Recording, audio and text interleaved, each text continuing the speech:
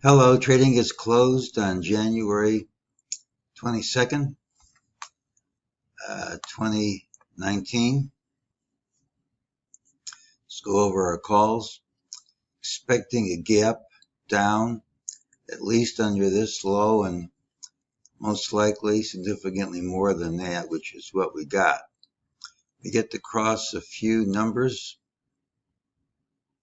off our list. This number was a resistance level of sorts, and this number provided support pretty much on the dot.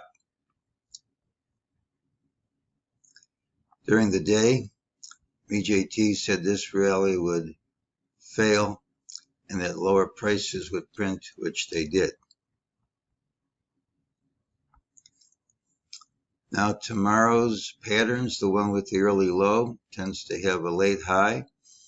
It almost always is a positive day, and if it isn't, it's because we drop early.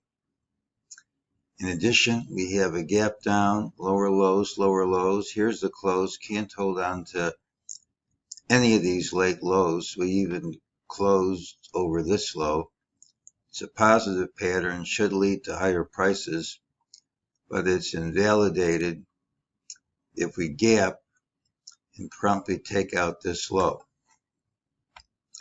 So based on those two patterns, I look for higher prices tomorrow, probably a low in the first 1 to 2 hours of trading, followed by a rally into the last hour with a higher close in all likelihood. But the whole thing's killed if we gap down smartly, which is a standard rule in any event. The real question is, how much of a rally is it going to be? Based on quite a few things, I think there's a very good chance that these highs hold. Now, I don't have to plan more than a day ahead. I never do.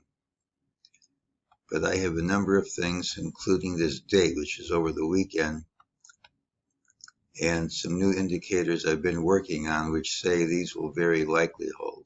But again, I take things one day at a time, and the call for tomorrow is absent the gap down, taking out this low.